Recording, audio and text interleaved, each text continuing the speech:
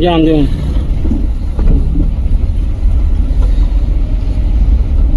में हुआ पाडर में माँ मतेल की यात्रा पे लोग गए थे। माँ के चरणों में इतना बड़ा हादसा हुआ, काफी सारे वहाँ नुकसान हो गया, हमारा परिवारों के परिवार वहाँ खत्म हुए हैं। वो अभी हादसा उस हादसे से जम्मू कश्मीर अभी बाहर नहीं निकला था। और उसके बाद दूसरा हादसा हमारा ये जोड़ खट में हो गया और घाटी में हो गया। और ये दोनों एक मतलब अभी लोग वही खबरें देख रहे थे तो उसके साथ साथ ये खबर आ गई। और ऑनरेबल चीफ मिनिस्टर साहब ने, उमर अब्दुल्ला साहब ने मुझे ड्यूटी लगाई और कल भी ऑनरेबल मिनिस्टर सतीश शर्मा साहब यहाँ पे आए थे और आज मैं यहाँ पे आया हूँ। इनको सुना, इनकी बातें सुनी, डिमांड्स इनकी हैं कि क्योंकि सरकार एडमिनिस्ट्रेशन खुद कह रही है कि जिस पहाड़ पे ये रहते थे वहाँ पे पूरा का पूरा पहाड़ कोलैप्स कर गया है और वहाँ ये लोग रह नहीं सकते। तो लिहाजा इनकी ये डिमांड है कि हमें रिहेबिलिटेट किया जाए, किसी जगह कहीं ऐसी जगह पे हमें प्लाट दिए जाएं जहाँ हम रह सकें और अपनी ज़िंदगी बसर कर सकें। तो लिहाजा कुछ और डिमांडें थी इनकी, क्योंकि ये एक एक कपड़े में वहाँ से आए हुए हैं और इन्होंने जब अभी कपड़े भी नहीं बदले तो पानी अपना दूध के लिए, छोटे छोटे बच्चे हैं दूध के लिए या कपड़ों के लिए, बर्तन मतलब पूरा सामान इनका ख़त्म हो गया और एक नई ज़िंदगी लोगों ने शुरू करनी है। तो ये चीज़ें इन्होंने की हैं, एडमिनिस्ट्रेशन मेरे साथ है। मैंने इनको एडीसी साहब को भी और तहसीलदार जो कंसर्निंग हैं उनको भी और मैंने हिदायतें दे दी हैं, उनको कह दिया है कि इनकी पूरी केयर होनी चाहिए और पूरा कहीं भी किसी भी तरीके से कोई लटरमस्ती नहीं होनी चाहिए। क्योंकि ये लोग, सरकार का मकसद ही यही है, लोग इसीलिए चुन के भेजते हैं कि आप लोग, सरकार का मकसद यही होता है कि लोगों की सहूलत के लिए हो। हम वो ब्यूरोक्रेट्स तो हैं नहीं, हम लोगों के चुने हुए नुमाइंदे हैं। तो इसलिए यहाँ पे अगर हम आए हैं तो कोई एहसान नहीं किया, तो हमारा फर्ज अदा करने आए हैं। तो लिहाजा मैंने इनका दर्द सुना है और दर्द बहुत बड़ा है और इस दर्द से उबरने के लिए इनको बहुत टाइम लगेगा, क्योंकि सालों साल लगे इनको मकान बनाने में। और आज एक रात में ही एक घंटे के अंदर ही पूरे मकान ख़त्म हो गया, इनकी लाइफ, इनकी ज़िंदगियाँ ख़त्म हो गई। तो इसलिए बड़ा टफ टाइम है इनके लिए। और मैं खुद एक ऐसे इलाके से आता हूँ जहाँ हमेशा जब भी पाकिस्तान की गोलाबारी होती है तो माइग्रेंट कैंपों में लोग जाते हैं। तो ये माइग्रेंट कैंपों में रहना इतना आसान नहीं है। लोग तो कहते हैं हमने बंदोबस्त कर दिया जी इनको कैंपों में, लेकिन कैंपों की लाइफ इतनी अच्छी नहीं होती, क्योंकि मैं खुद इनसे गुजरता हूँ, बड़ी बड़ी गुजरा हूँ और देखा है। तो लिहाजा मैं यही इनको हिदायत दे के जाऊँगा कि अगर एडमिनिस्ट्रेशन ने यहाँ कैंप लगाए तो ये कोई आसान नहीं, हमें यहाँ पूरा बंदोबस्त, पूरी फैसिलिटी इनको देनी है।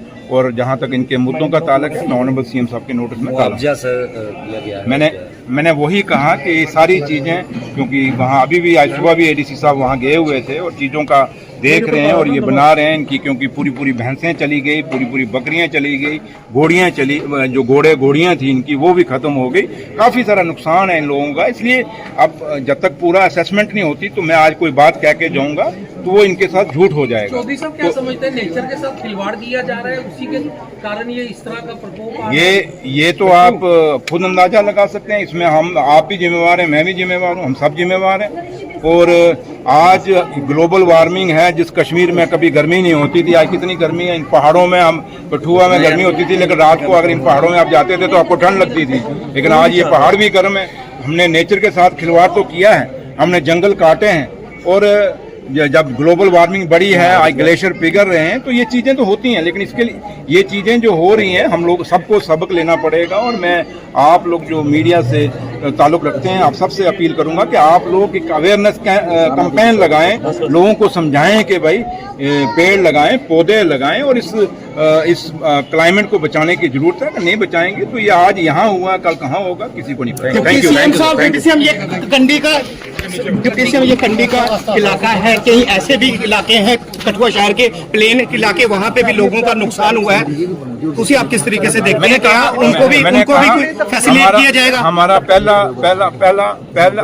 पहला हमारी जिम्मेवारी जो है, यहाँ जो ये क्लाउड ब्रस्ट हुआ है, इसमें जो लोग, जिन लोगों को नुकसान हुआ उसको एड्रेस किया जाए। और साथ में जहाँ जहाँ भी बाकी हो रहा है, पूरा एडमिनिस्ट्रेशन ऑन टोज है और पूरा उस काम में लगी है। और जिसका भी जो नुकसान है उसको पूरा किया जाएगा। तो रात तो इंक्रोचमेंट हुई नहीं, और ये जो हुई है इंक्रोचमेंट, इसको हमें खुद भी समझना पड़ेगा। और जब तक हम खुद नहीं समझेंगे तब तक ये चीजें खत्म नहीं होंगी। नालों से दूर रहना, ये बुजुर्गों के टाइम के नाले हैं, उनको पता था पानी कितना आता है, इसलिए वो दूर दूर मकान बनाते थे। अब हमारे टाइम में पानी नहीं आया तो हमने जाके मकान बना लिया। और आग और पानी कैसी है, ये बुजुर्गों की कहावत है। कि इससे कभी ना कोई बच सका, ना इसका कोई मुंह मोड़ सका है। और जो ये सोचे कि मैं आग और पानी का मुंह फेर लूंगा, वो फिर कहीं गलतफहमी है। पिछले डीसी साहब थे, उन्होंने एक ऑर्डर निकाला था कि इनकी जो है चैनलाइज जो है खड्डों को किया जाएगा। क्या ऐसा कुछ पता? ये एक डीसी के से नहीं करे बात बनेगी। ये पिछले जो 6 साल और खासकर 11 साल गए हैं, इसमें इंक्रोचमेंट हुई है। आपने फैक्ट्रियां लगाई, इतनी बड़ी बड़ी फैक्ट्रियां क्या करनी, खड्डे बंद कर दी और फैक्ट्रियां लगा दी। ये इंक्वायरी अगर करनी है तो फैक्ट्रियां से शुरू होनी चाहिए। क्यों इलीगल फैक्ट्रियां लगी, क्यों खड्डों में लगी? बात गरीब से शुरू नहीं होगी, बात ऊपर से शुरू होगी। हम गरीब को देखते हैं, अमीर को नहीं देखते, और अमीर से जब एक्शन शुरू होगा तो गरीब खुद सुधर जाएगा। क्या हम सोचेंगे कि आप इंक्वायरी